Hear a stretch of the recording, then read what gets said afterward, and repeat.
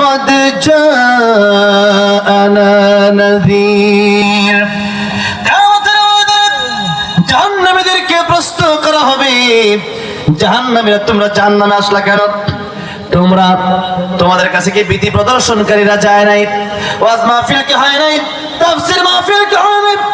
আল্লাহ বলছেন ক্বালু, তারা বলবে বালা, قد جاءنا نذير, এসেছিল বিধি প্রদর্শনকারী এসেছিল, তাফসীর মাহফিল হয়েছিল, জান্নাত জাহান্নামের কথা আলোচনা হয়েছিল, কিন্তু ফাকাদ্দাবনা, আমরা অস্বীকার করেছিলাম। যে মোল্লার কথা শুনলে কি না শুনলে কি, কিন্তু এগুলো কি মোল্লার কথা না আল্লাহর কথা? কার কথা? কার কথা? আল্লাহর কথার চেয়ে দামি কথা পৃথিবীর কারো আছে? আমার ভাইরা, আমার বাবাজিরা, তাহলে সেই আল্লাহর কথা যদি না শুনেন, না মানেন, আল্লাহ বলেন তখন তারা আফসোস করে বলবে।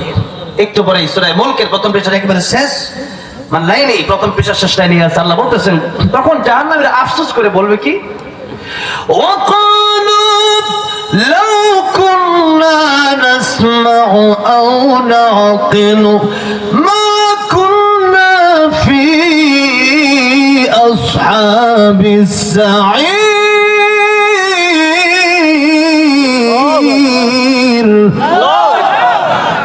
লাউ কুননা নাসমাউ, যদি সেই দিন আলেমদের কথা শুনতাম, আর নাকিলু, যদি অনুধাবন করতাম, যদি চেষ্টা করতাম, যদি আমল করতাম, তাহলে কি হইতো? মা কুননা ফি আসহাবিস সাঈর, জাহান্নামে আসা লাগতো না।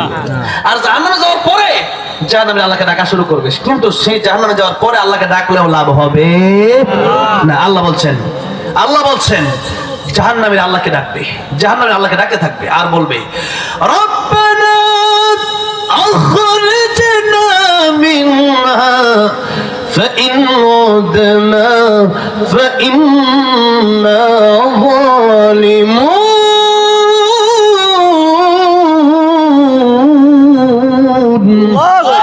قال اخسئوا فيها ولا تكلمون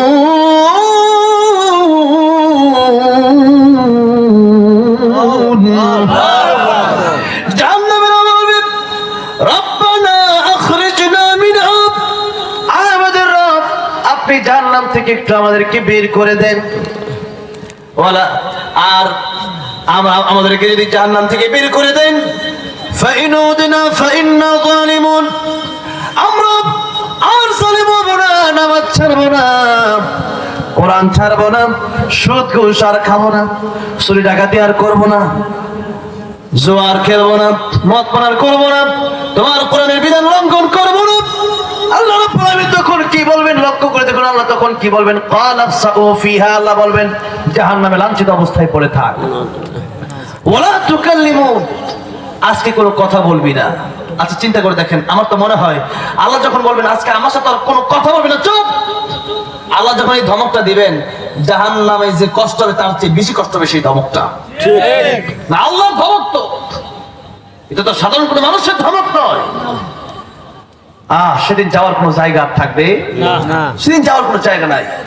শয়তানকে জিজ্ঞেস করে, শয়তান এই জাহান্নামে আসলাম তোর কারণে, শয়তান বলবে ইন্নাল্লাহা ওয়াদাকুম ওয়াদাল হক, আল্লাহর ওয়াদাই সত্য ছিল।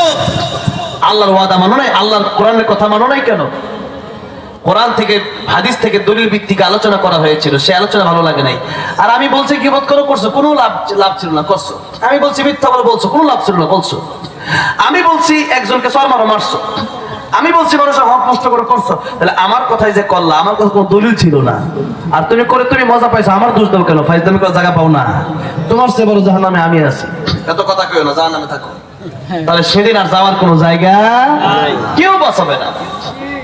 আমার ভাইরা বাজে, তাহলে সতর্কতা ওই জায়গায় গিয়া হলে হবে না, এখন থেকে হওয়া লাগবে। জাহান্নাম থেকে বাঁচার জন্য এখন থেকে আমাদের সতর্ক হওয়া লাগবে। কিয়ামতের ময়দানে এই দুইটা দলে হবে, ফারিকুন ফিল জান্নাহ ওয়া ফারিকুন ফিস সাঈর, একটা দল হবে জান্নাতি, আরেকটা দল হবে জাহান্নামী। এই দুই দলের বাইরে কোনো দল কিয়ামতের ময়দানে হবে না। আপনি যত দলই দেখেন, আওয়ামী লীগ, বিএনপি, জাতীয় পার্টি, জাসদ, বাসদ, এই যত দল দেখেন না কেন, কিয়ামতের ময়দানে দল হবে কয়টা? দুইটা। এক হবে আল্লাহ দল, আরেক হবে শয়তানের দল। এক হবে জান্নাতি দল, আরেক হবে জাহান্নামের দল। তাহলে আমরা যেতে চাই কোথায়? বলেন কোথায়?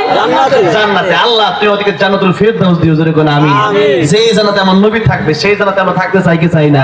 নবীকে মানে হাব্বা সুন্নতি ফাকাদ আহাব্বানি ওয়া মান আহাব্বানি কানা মাই ফিল জান্নাহ। যদি আমার সুন্নাত তোমরা মানো তাহলে আমাকে ভালোবাসা হবে, আর আমাকে ভালোবাসলে কানা মাই ফিল জান্নাহ, আমি নবীর সাথে তোমরা জান্নাতে থাকবা, জোরে কোন সুবহানাল্লাহ। তাইলে জান্নাতে যাইতে হলে নবীর আদর্শ মানা দরকার আছে না নাই?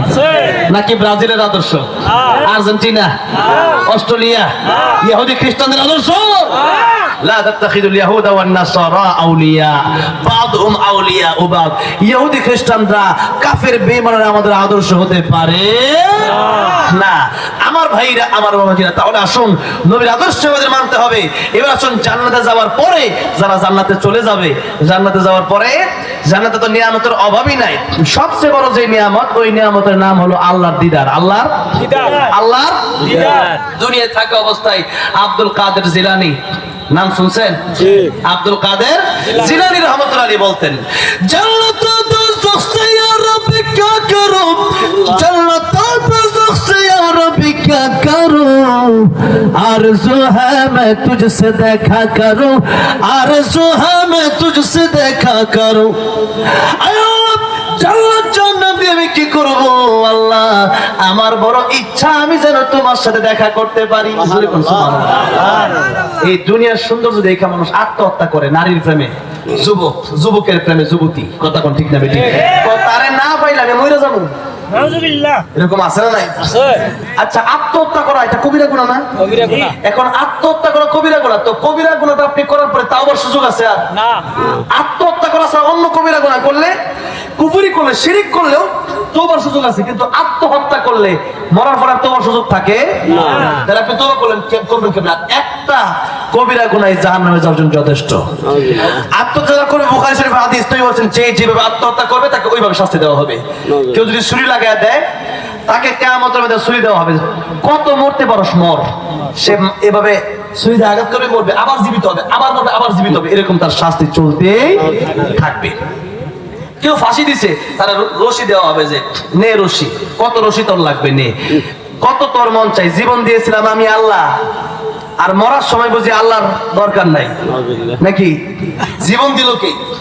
আমরা কি জন্মের সময় কেউ বলছি যে না 2000, যেমন আমার 2001 সালে জন্ম ফেব্রুয়ারিতে, আমি কি বলছি না না না না আমি 2012 সালে যাবো, এটা বলতে পারছি? অথবা এটা কি বলতে পারছি না 2001 সালে কেন, আমি 1971 সালে যাবো, তাহলে তখন তো রাজাকার বানায় দেওয়া যাবে। এখন যাই হোক, হ্যাঁ, আমাদেরকে রাজাকার বলে মানুষ, আমাদেরকে রাজাকারের নাতি কোয়া যেতে পারে যদি কইতে মন চাইতে, রাজাকার আবার ডাইরেক্ট কেমন হই, কথা কোন ঠিক না বে ঠিক? হ্যাঁ, কয়েকদিন আগে দেখলাম বলছে ফজু পাগলা বলতেছে যে না রাজাকাররা তো সব মরেই গেছে, কথাটা বোঝেন নাই? একটু মাথা ঠান্ডা হয়েছে, বলে ওই যে ট্রাইব্যুনালে বিরুদ্ধে, তার বিরুদ্ধে মামলা হয়েছে, একটু ঠান্ডা হয়েছে, আরো ঠান্ডা হইবা সমস্যা, ডান্ডা দিলে ঠান্ডা হইবা, ঠান্ডা হইতা না। আলেমদেরকে রাজাকার বলে, এদের তো জন্মে ভেজাল। রাজাকারের লিস্টি করছে না আকামা মোজাম্মেল হক সাহেব, আমাদের গাজীপুরের মন্ত্রী, মুক্তিযুদ্ধ বিষয়ক মন্ত্রী, লিস্টি করছে 10,000 রাজাকার। এর মধ্যে রাজাকার দেখা গেছে এখন ঢাকায় রাজাকারের ছবি আঁকছে, কয় কার রাজাকার যাদের দাড়ি টুপি আছে, যদি কোন নাউজুবিল্লাহ। আমরা নাকি জঙ্গিবাদী, আমরা কি মৌলবাদী? এই জঙ্গিবাদী মৌলবাদী বইলা আমাদেরকে কোরআন থেকে দূরে রাখতে পারবা না, কারণ আল্লাহর নবী কেউ পাগল জাদুকর বলে গালি দিত আবু জাহেল, আর আমাদেরকে পাগলের জাদুকর নয় জঙ্গিবাদী আর মৌলবাদী রাজাকার বলে গালি দেয় আবু জাহেল বলা হবে উত্তরসূরিরা। সুতরাং আমরা রাগ করি না, নবীরাও যেহেতু গালি দিছে, এই দুনিয়া তো আর দুনিয়া সিজনুল মুমিন, মুমিনের জন্য এটা জেলখানা। তা আমাদেরকে এটা এইগুলো ভয় দেখায় লাভ নাই, আমরা বাঁচি আল্লাহর জন্য, মরিও কার জন্য? মরিও কার জন্য? ইন্না সলাতি ওয়া নুসুকি ওয়া মাহইয়ায়া ওয়া মামাতি লিল্লাহি রাব্বিল আলামিন। আমাদের বাচ্চা, আমাদের বড় নামাজ, কুরবানি সব কার জন্য? আল্লাহর জন্য, আল্লাহর জন্য। আমার ভাইরা, আমার বাবা, তাহলে জান্নাতে যাওয়ার পরে সবচেয়ে দামি যে নিয়ামত, ওই নিয়ামতের নাম হবে কি? আল্লাহর দিদার। আল্লাহর দিদার সবাই চান? চান সবাই? সূরা কাফের শেষ আয়াতে আল্লাহ বলছেন, ফামা কানা ইয়ারজু লিকা রাব্বিহি ফালইআমাল আমালান সালিহান ওয়া লা ইউশরিক بعبادة ربه أحدا আল্লাহ বলেন শিরিক মুক্ত নেকামল নিয়ে আসো। কি মুক্ত নেকামল? শিরিক মুক্ত। আমি আল্লাহকে সেজদা দিবা, বাবার পায়ে সেজদা দিবা হবে না। আমি আল্লাহকে সেজদা দিবা, আবার কবরের সেজদা দিবা হবে না। আমি আল্লাহরটাও মানবা, আবার তাগুতটাও মানবা হবে না, শিরিক হবে। এই সমস্ত শিরিক নিয়ে কবরে গেলে আল্লাহ যা পারে, আমার পীর সাহেব তা পারে, এটাই শিরিক। এটাই কি? এরকম শিরিক নিয়ে কবরে গেলে জান্নাত পাওয়া যাবে না। মা ইউশরিক বিল্লাহ ফাকাদ হারামাল্লাহু আলাইহিল জান্নাতা ওয়া মাওয়াহুন নার। আল্লাহ বলেন তার জন্য আমি জান্নাতকে হারাম করে দিয়েছি আর জাহান্নামকে ওয়াজিব করে দিয়েছি যারা শিরিক করবে। শিরিকের চাইতে বড় আর কোনো গুনাহ পৃথিবীতে নাই। আমার ভাইরা, আমার বাবাজিরা, তাহলে আসুন জান্নাতে যাওয়ার পরে আল্লাহ দিদার নসিব হবে যদি শিরিক মুক্ত ইবাদত নিয়ে যেতে পারি। শিরিক মুক্ত ঈমান, বেদাত মুক্ত আমল লাগবে, তা না হলে জান্নাতে যাওয়া সম্ভব না। এবার আসুন জান্নাতীরা জান্নাতে যাওয়ার পরে জাহান্নামীদেরকে প্রশ্ন করবে, এটা আমাদের মূল আলোচনা। জাহান্নামীদেরকে প্রশ্ন করবে ইয়াতাসাআলুনা আনিল মুজরিমিন।